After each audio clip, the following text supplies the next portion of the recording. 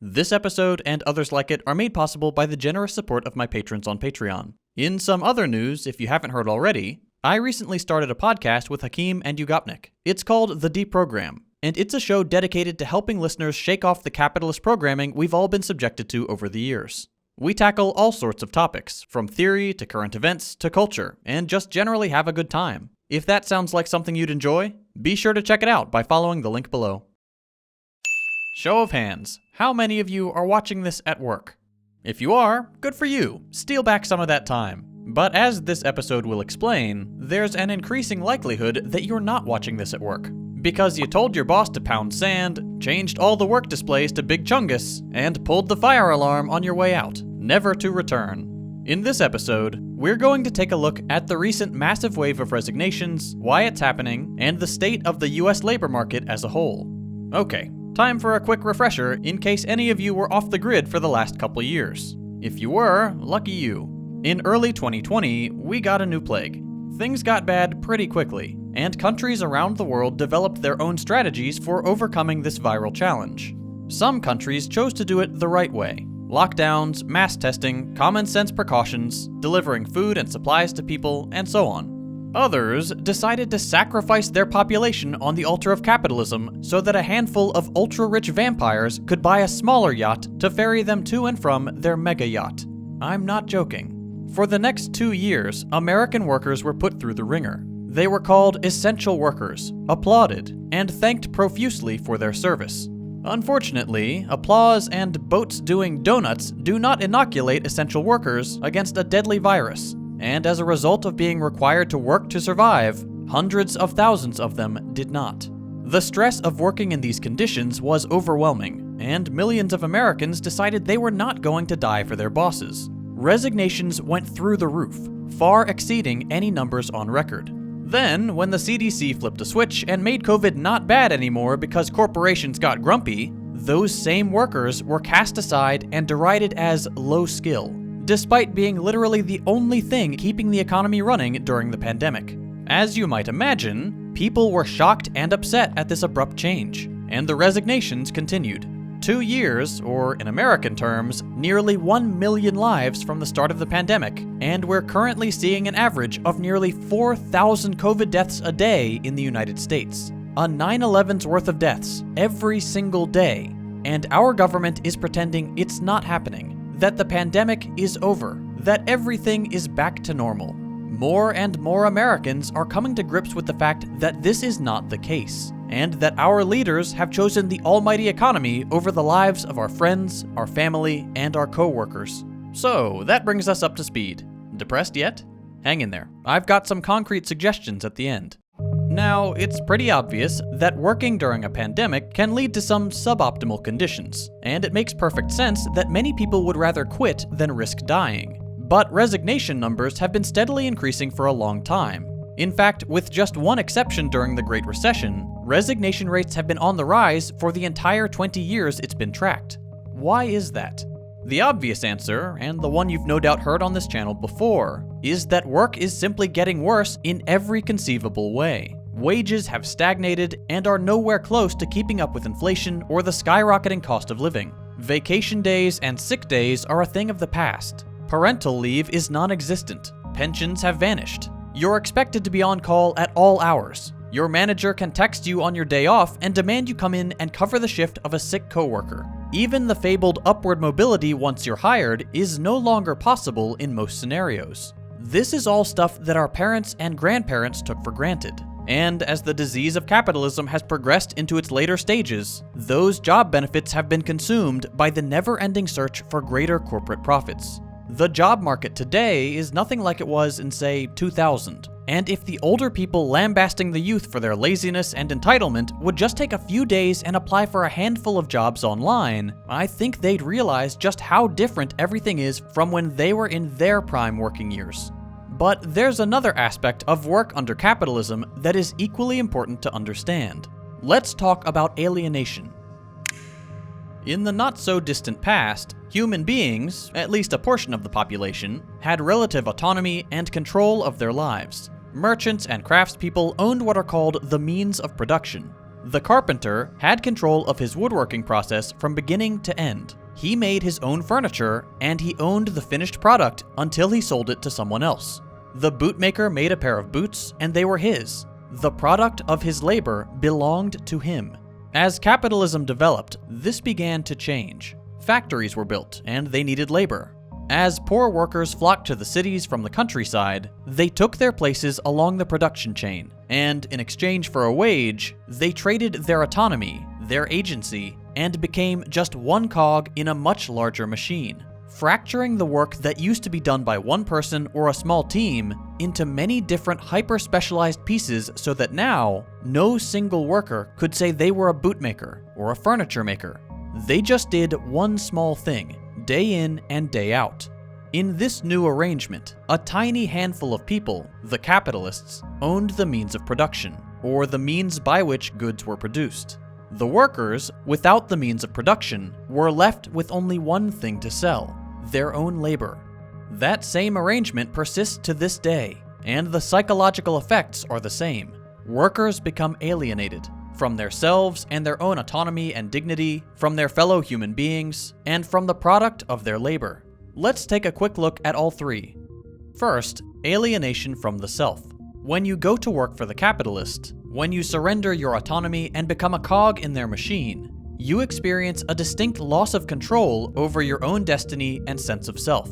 The things you produce are no longer an act of self-expression, as a fine pair of boots was to the bootmaker, but rather an endlessly repeated task that is dictated to you by someone else. For the vast majority of people, your job has nothing whatsoever to do with your goals, your desires, what you want to do with your life.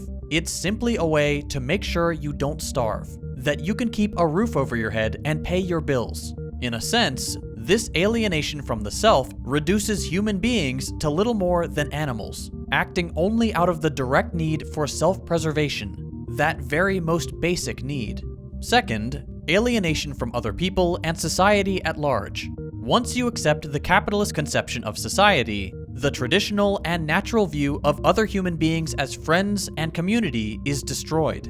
Each other person becomes a threat, a challenge to be overcome. What if they take your job? What if they get the promotion and you don't? What if they're willing to work for less money? This fear, caused entirely by a system that pits humans against one another for advancement and even mere survival, causes intense feelings of separation, of being apart from other human beings. And for far too many people, it becomes accepted as normal, as the way things are. Third, alienation from the product of your labor.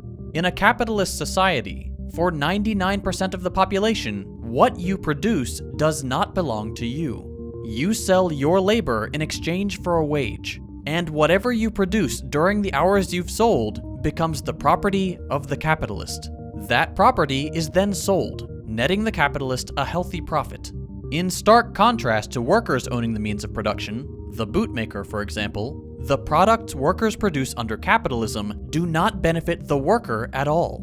In fact, they become yet another challenge to overcome. Whereas the bootmaker can make a pair of boots, and then they are his to do with whatever he likes, wear them or sell them, workers in a factory may produce 100 TVs a day and own none of them. They would have to pay the money they receive in their wage to buy the very thing that they have produced with their labor. That's alienation in a nutshell, and it's an essential feature of capitalism. It also goes a long way towards explaining why so many people are miserable in their jobs. In a time when simply going to work could mean dying, when your existing economic precarity is made worse by a global pandemic, and when billionaires become even more massively wealthy as 1 million of your fellow human beings die, it should be very clear why so many Americans are leaving their jobs. They're beginning to understand the problem. Let's take a look at some numbers. In November of 2021, 4.5 million Americans quit their jobs. That is an enormous figure. A few months prior, in August, 4.3 million quit. Across the entirety of 2021, an average of 3.95 million workers quit every month. According to one poll, over half of Americans are looking for a new job, or simply want to leave their current one. That's not a blip. That is the beginning of something very big. The media is calling it the Great Resignation, and the New York Times, finger on the pulse as always, compared the trend to a virus, calling it a quitagion, and postulating how companies could inoculate themselves from this horrible illness. It's pretty telling that when American workers begin to show the slightest glimmer of class consciousness, the paper of note comes out crying that these normal, hardworking people are a disease to be protected against. That should tell you something about where the interests of this country lie. So, what are businesses doing in response to this surge of resignations? Well, they're obviously complaining like they always do. No one wants to work anymore, my labor shortage. But common sense would have you believe that the logic of the free market would force these companies to compete, right? To offer the best incentives in order to win over potential employees. As socialists have been trying to explain for well over a century, the logic of capitalism is exploitation, plain and simple. Extract as much value as possible by whatever means necessary. Offering benefits cuts into the bottom line. It's not immediately profitable in the short term, even though it would clearly increase hiring and retention. Their solution in this scenario? Bring back child labor. If adults won't work, let's press their kids into service. Multi-billion-dollar companies like McDonald's are now offering reduced pay positions for 14 and 15-year-olds. And trucking companies are flirting with the idea of allowing teenage drivers. To capitalists, it's the perfect plan. You get a cog in your machine for cheaper than you could before, and your new workers are even less likely to understand they're being exploited because they're literal children. Okay, before we get to the solutions, let's take a look at one last problem. A few months ago, CNBC put out a video on this same topic, and in that video, they suggested there are 3 ways to improve your work life. Individually talking to your manager about why you're not enjoying work, starting a side hustle, or looking for a new job. Here's the problem. None of those things will improve your work life. Complaining to your manager alone? You're fired, easily replaced by another desperate worker. Taking on a side hustle? You'll just end up even more burned out than before. Plus the fact that side hustle in the year of our Lord 2022 just means selling your soul to any number of gig economy scams, where you're not only paid peanuts for running yourself and your car into the ground, but you get even less protection and stability than in your current garbage job. Their third solution is simply to find another job. That seems to be the route most people are taking, but here's the issue. Low wages, unsafe working conditions, and a complete lack of benefits are par for the course across the entire US labor landscape. Odds are whatever job you find will put you right back in that terrible position. This framing is a huge problem. Just like everything under capitalism, your choices are reduced to individual responsibility. Want to solve climate change? Buy more paper straws. Want a more representative government? Just get out there and vote harder. So it shouldn't be a surprise that a capitalist mainstream news network presents your options in this intentionally limited way. But you guys are smart. You can tell that CNBC very obviously left out the only real solution to immediately improve your work experience. Well, the only one I can openly advocate for on YouTube. Unionization. And fortunately, it looks like the American people as a whole are starting to catch on. The pandemic has raised the consciousness of countless Americans, with more and more workers becoming fed up with being exploited and worked to death for next to nothing. But are you ready for some really good news? In January of this year, we officially doubled the number of union certification elections filed in 2021. That is really promising. Much of this new union activity is driven by Starbucks workers. Just weeks after the first corporate Starbucks store unionized in Buffalo, New York, 54 more stores in 19 states have filed for their own union elections. Starbucks, like other massive corporations, has gone on the record to say that they don't need a union. It'll just get in the way of running a smooth operation and make things harder for the workers. We're all just one big happy team anyway. Do you really want to bring on a union and make us sad? Won't you think of your executives' feelings? Of course, this is just a slimy union-busting tactic. These companies are desperate not to have to deal with unionization, because unions, unlike individual workers, actually have bargaining power. Ask any union worker what happened after their store unionized. Depending on the industry, it's not unheard of to see wages double after unionization. It's no wonder corporations don't want it to happen, because that will cut into their unconscionable tens of millions of dollars in executive salaries. Those executives don't produce value, their workers do. And with a union, those workers can get more of the money they deserve and far better treatment than what they're suffering without union representation. You've probably all seen this meme. It's funny, but it's at least partly accurate. Alone, and with the mindset induced by life under capitalism, you are powerless. You will never gain an inch of ground against corporate interests. But with collective action, you can hit them where it hurts, right in the wallet. Now, I said I'd have concrete actions for you to take, and I do. Here's how you can help raise class consciousness and revitalize the American labor movement. First, if you are currently employed and your job isn't unionized, you can reach out to established organizations like the IWW, the Industrial Workers of the World. They've got a form on their website where you can provide a little info and get in touch with expert organizers who can help you unionize your workplace. If you're not employed, or if your job is unionized, you can still help this process by handing out pamphlets or other information in the stores you visit. Just be subtle about it. You don't want to get the employees in trouble. The IWW has a variety of documents you can print out and distribute to those who would like to learn more about what it means to be part of a union. And the IWW isn't the only one. Plenty of industries have specific unions for workers in that field. A quick search online will get you the info relevant to you or your area. You don't have to limit your agitating to your local stores either. You can distribute literature and resources online. Anywhere there are disgruntled workers, there's room for you to make a positive difference. For those who have a knack for the visual arts, consider making flyers for your local organizing groups, unions, or Socialist Party chapters. If you have a social media presence, use your voice to help educate people and raise class consciousness. It may all be old news to you, but there are so many people out there who have never heard this stuff. And if you can make an impact on one person, they may go on to win over other people. It's a collective effort, and we all have a role to play. Millions of workers are quitting their jobs, but if we don't seize the day and help explain why work under capitalism is terrible, this new movement will fizzle out, because people still have to feed their families, and labor under capitalism is the only game in town. It is our responsibility as organizers, educators, and decent human beings to help our fellow workers understand the root cause of their problems, and to work towards a future where the means of production are controlled by the many, not the few. Building this new labor movement is a step in the right direction.